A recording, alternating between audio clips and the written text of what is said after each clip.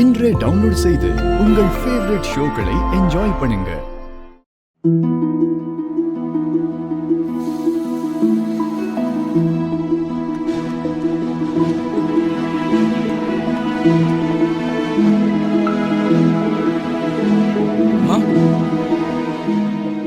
வருஷம் நம்ம வீட்ல வேலை செய்யறவங்களுக்கு தீபாவளி கிஃப்ட் எல்லாம் கொடுப்போம்லம்மா, கொடுத்துட்டீங்களா?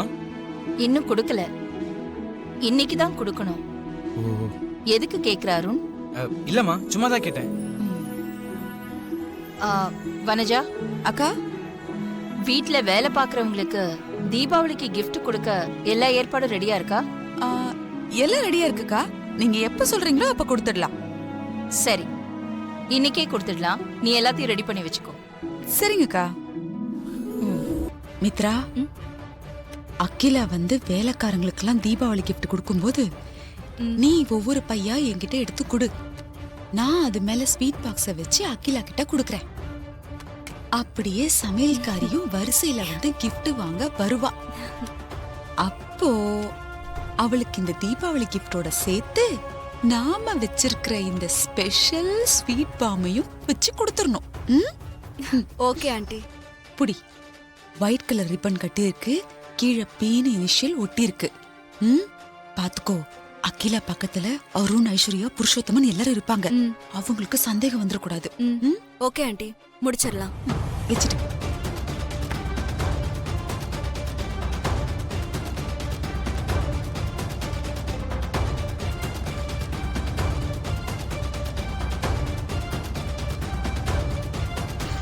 ஆண்டி, அகிலா வரா.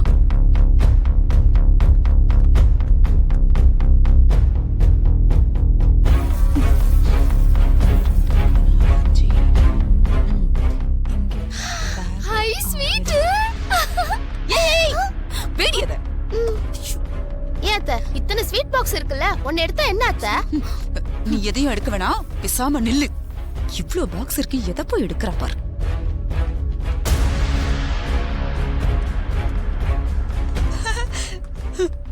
எல்லாம் கரெக்டா இருக்கு. வனஜா, எல்லாம் ரெடியா? எல்லாம் ரெடியா இருக்குக்கா. சரி, அப்போ எல்லாரையும் வர சொல்லு, கொடுத்துடலாம். உமா, போ எல்லாரையும் வர சொல்லு. சரிங்க அத்தை.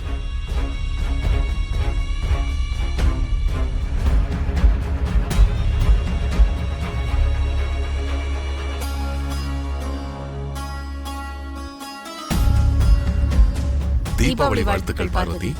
நன்றிம்மா.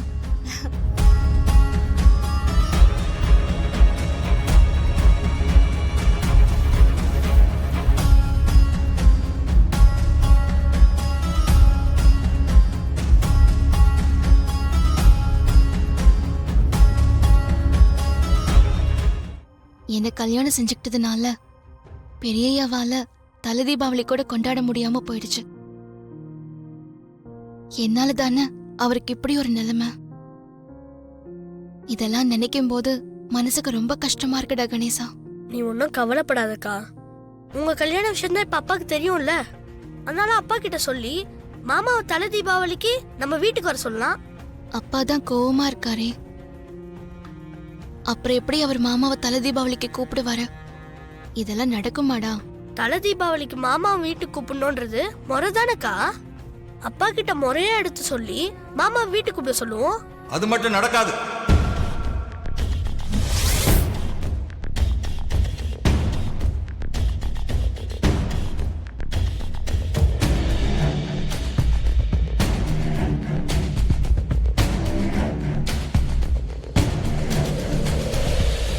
இங்க எல்லாமே முறையாவா நடந்தது? தலை தீபாவளிக்கு முறையா கூப்பிடுறதுக்கு நடந்த கல்யாணத்தையே என்னால ஏத்துக்க முடியாம இருக்கேன். இதுல தலை தீபாவளி கேக்குதா உங்களுக்கு? என்ன நினைச்சுக்கிட்டு இருக்கீங்க இப்போ உங்க மனசுல? இப்போ நீங்க கோவமா இருக்கலாம்ப்பா. நாளைக்கு அம்மா சமாதானம் ஆகி எங்க கல்யாணத்தை ஏத்துக்கிட்டா அப்புறம் தலை தீபாவளி கொண்டாட முடியுமா? ஆமாப்பா, தலை தீபாவளியை கொண்டாட முடியாம போச்சுன்னு மாமா மனசுல ஒரு குறை கூட வந்துடக்கூடாதுப்பா. அதனால மாமாவை தலை தீபாவளி கூப்பிட்டு வாங்கப்பா. நீங்க ரெண்டு பேரும் என்ன சொன்னாலும் அது என் காதுல விழாது. என் மனசு சமாதானம் ஆகாது. தல தீபாவளி கனவையெல்லாம் மூட்டை கட்டி வச்சுட்டு போய் வேலையை பாருங்க.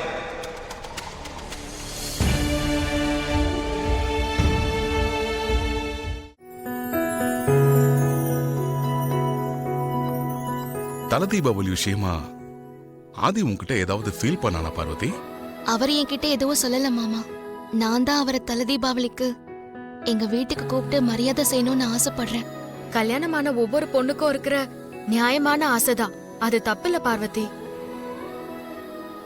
ஆனா சுந்தரம் தான் அதை புரிஞ்சுக்க மாட்டேங்கிறாரே, இப்ப என்ன பண்றது? நானும் அக்காவும் அப்பா கிட்ட எவ்வளவோ பேசி பார்த்துட்டோம். அவர் ரொம்ப கோவமா இருக்காரு. தல தீபாவளி கனவெல்லாம் மூட்டை கட்டி வச்சுட்டு வேலையை பாருங்கன்னு சொல்லிட்டாரு. நீங்க எனக்காக ஒரு உதவி பண்ணணும். என்ன பார்வதி இப்படி சொல்லிட்ட? நாங்க என்ன பண்ணணும்னு சொல்ல. நீங்க 3 பேரு வந்து அப்பா கிட்ட பேசி எப்படியாவது அவரை சமாதானப்படுத்தி பெரியய்யாவை தல தீபாவளிக்கு கூப்பிட வைக்கணும்.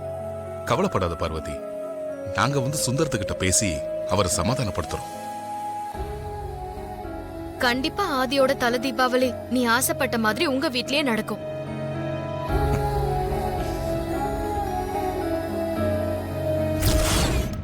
நீங்க எல்லாம் எந்த நம்பிக்கையில இப்படி எல்லாம் சொல்றீங்கன்னு எனக்கு புரியல.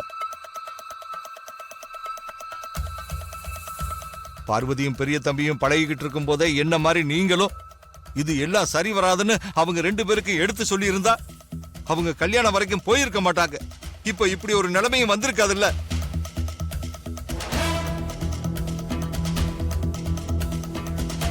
சுந்தரம், நடந்து முடிஞ்சதை பத்தி பேசி என்ன ஆக போகுது? நடக்க போறத பத்தி பேசலாமே. நடந்ததுதான் முறை இல்லைன்னா நடக்க போறதும் சரியில்லையே, அப்புறம் எப்படி அதை பத்தி பேச முடியும் ஐயா? என்ன தப்பா நினைக்காதீங்க ஐயா.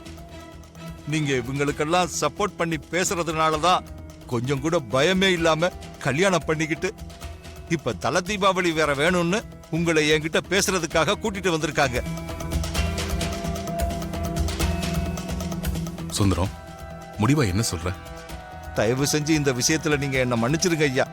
எந்த காலத்திலும் அம்மா இந்த கல்யாணத்தை ஏத்துக்கவே மாட்டாங்க. அம்மா சம்மதிக்காத இந்த கல்யாணத்துக்கு என்னால எப்படி தல தீபாவளி கொண்டாட முடியும்? ஏன் சுந்தரம் இப்படி நெகட்டிவா யோசிக்கிற? நீ வேணா பாரு, ஆதி பார்வதி கல்யாணத்தை கண்டிப்பா அகிலா ஏத்துக்குவா. அம்மாவை பத்தி நல்லா தெரிஞ்சிருந்தோம் எந்த நம்பிக்கையில நீங்க இப்படி எல்லாம் பேசுறீங்கன்னு எனக்கு தெரியலீங்க ஐயா. இவங்க விஷயம் அம்மாவுக்கு தெரிய வந்து உயிர் பலி இல்லாம தப்பிச்சிட்டாலே பெரிய விஷயம்னு நான் பயந்துகிட்டு இருக்கேன். இவங்களுக்கு நடந்த கல்யாணம் அம்மாவுக்கு தெரியாம இருக்கிறதுனால தல தீபாவளி கூட அம்மாவுக்கு தெரியாம தான் நம்ம கொண்டாடி ஆகணும். அதனால உங்களுக்கு எந்த பிரச்சனையுமே இருக்காது. அப்புறம் எதுக்கு இப்படி யோசிக்கிறீங்க? தப்புக்கு மேல தப்பு பண்றதுக்கு நான் தயாரா இல்ல சின்ன தம்பி. என்னை விட்டுருங்க.